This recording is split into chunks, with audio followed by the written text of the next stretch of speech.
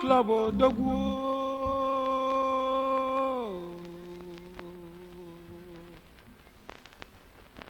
Odogwu.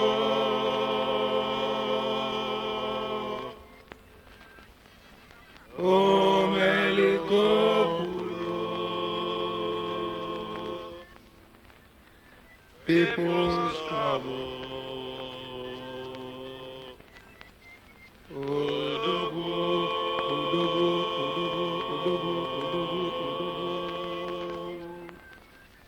People's Club, Qued.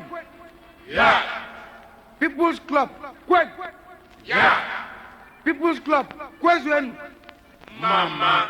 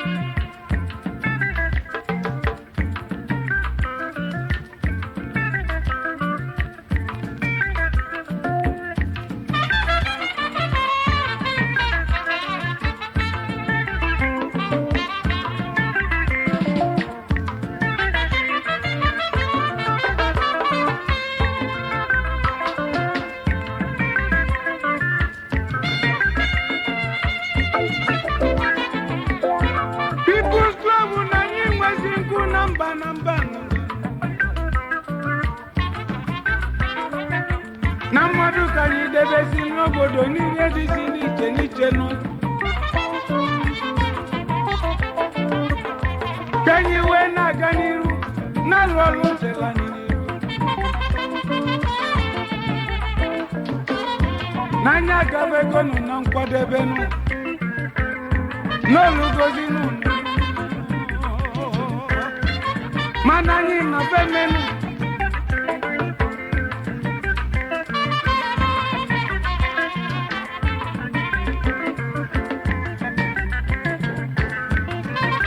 Luciano no Nichano Kemana Yisobilino Chief HN Ugunze Oguboko One Noba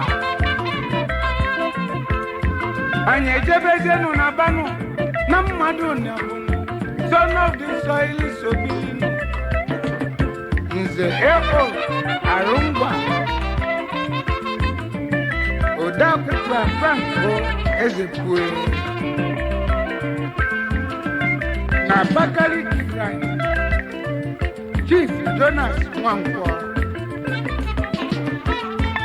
Odakwa Alex Nnamna Abuja bụ isi obodo anyị Nigeria nkọfụ n'anya enwego Olimpo dị n'anya ebuka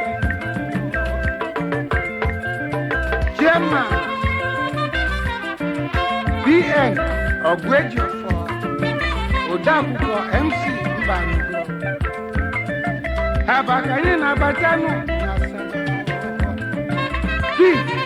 DC Nsugbe NI Onyemi Ukwe Secretary Oscar Branch Prince Udekwe Chairman Odakwukwo Chike Enende anyị ejebe n'ugwu Hausa Bauchi ka anyị na mmadụ na-afụ nnukwu Dr. S.E. Ime Odakwukwo Prince DMA Okonkwo Ogbuefu Peter nọ n'uju n'afụnụ Akwụluo ụnọ ezi nwazi ụmụ na nkwọbịa onye nkuzi birinu ọjọọ anyị dị na Benin branch Mr. Law Onachukwu, P.O. Agokenye, Secretary, Calabar Branch Chief E.A. Ezenwunyi, O.C. Nwamechu, Secretary, Chief A.I. Ogwini, Chairman Lenugu, S.C. Ojikwe, Secretary, Ibadan Branch Chief E.N. Asus, Engineer Dan N. Ofodi, Akaneda Akwụkwọ, Jos Kanyi Gaziabianu, Dena Mmadụ Kanyi Jekwube Jebenu, J.O. Nwokolo, Chairman, OPS Onyeka Chukwu, Akaneda Akwụkwọ. Anyị eluelu Kaduna, Chief FM Opurumu Nyafunu, OPS Onyeka Chukwu, FO Onyedika, Secretary na Kaduna Branch, Victor Olisa, Nwakibia, Ezinwo Onyatani,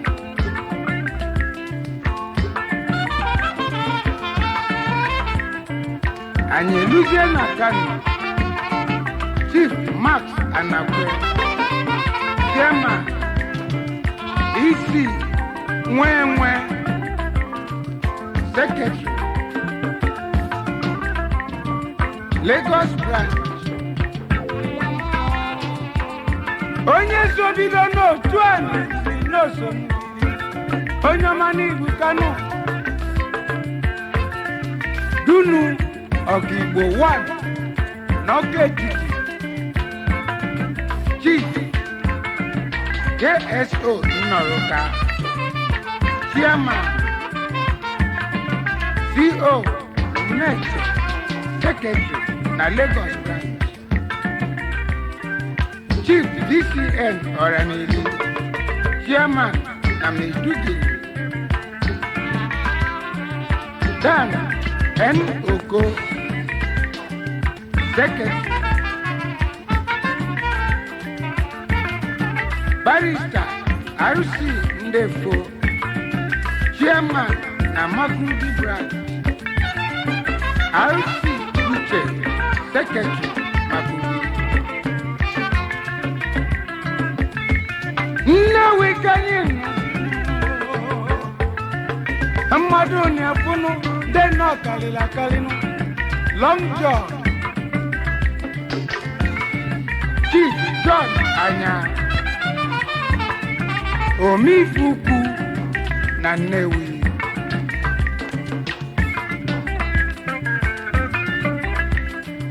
Chief Oliver Okeke, Chairman, Olu Branch, Nze HM Mbabu, Secretary na Olu Branch. Anyị ejebe n'Imo nụ, Owerri ka anyị bata nụ. Chief I.O. Nwodu Sobinu, Chairman, Barrister RC Azuatalamu, Akanedolanya, Daddy City di Mmanu, Port Harcourt Okani Batanu, SDJ Oga, Chairman, Port Harcourt Branch, Mr. MC Oji, Secretary na Port Harcourt, David Bull Nyafunu, onye otu ụmụ n'isobi, obere nwachi ngozi agozi biko bilo.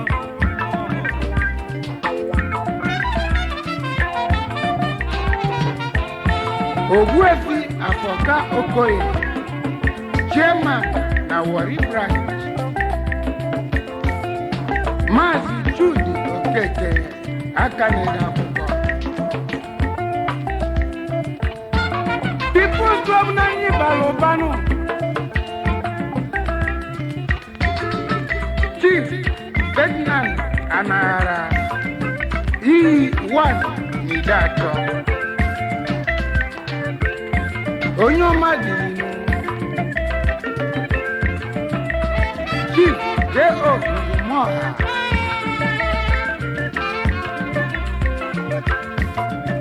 Chief Dike Udensi Ife egwu obele nwa si abịrịba na Babrant ọnụ onye chi gọziri agọzi Ikem Emeka ọchịagha nke izizi na Nando home and abroad ọchịagha dị n'inu obere nwa n'ịdị mma ezi nwa mụchara amụcha nwa emenaja m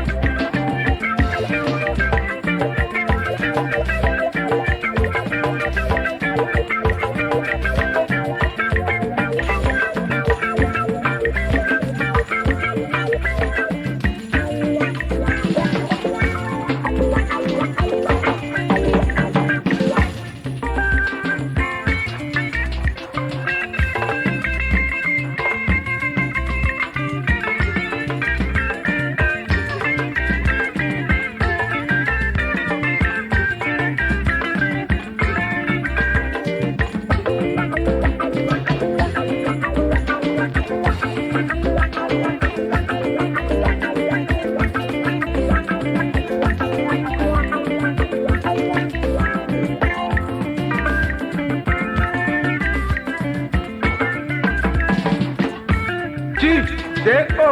Enujọkọ anyị kelekwara People's Club na-eriga nọ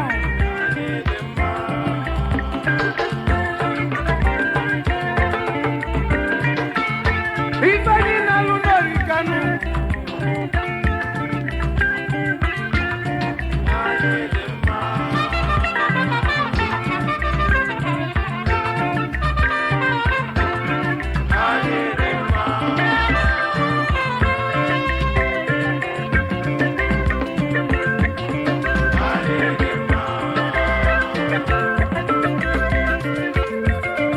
Chief Osita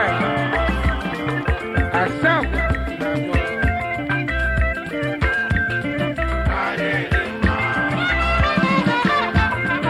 Chief B.U. Egon Onowu elect Ọsọmala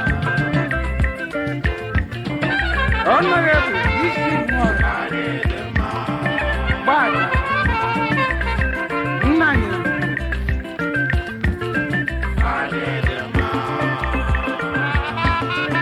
Chief D.S.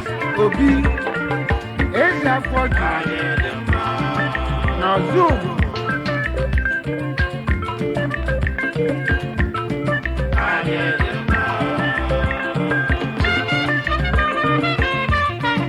Emmanuel Ifeanyi n'ezu Ụmụọka n'otu uche Ọgbawu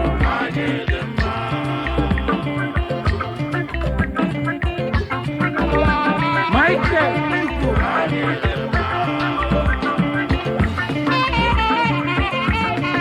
Barrister Obiora Okuta Agoluono Ọmalonye Bayelsa n'Ọdebe Ibeke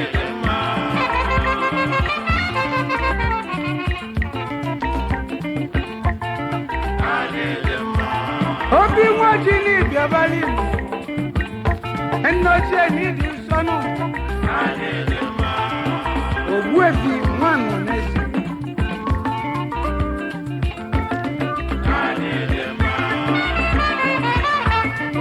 Madam Akaba Goma Iyom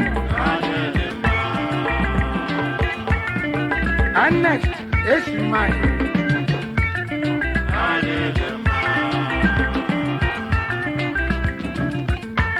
Obi Onyekwe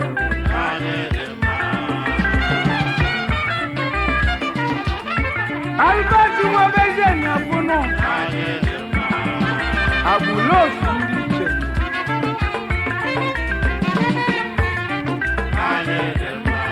Patrick Ojiri Nwa Manadi Odogwu Abi Nwanne mmadụ Anthony Mom Onye Chinyere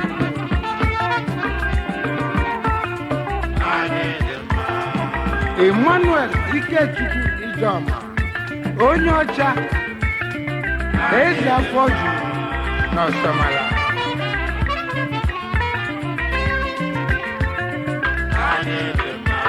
Dikpesi na Chimotosu na Bunu Chief J.O. Mama Eji nwa ọgba ike Oyim n'ịdị mma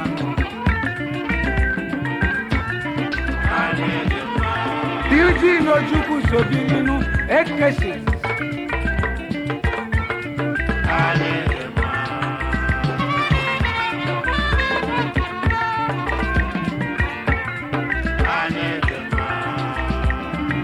Akode na nwa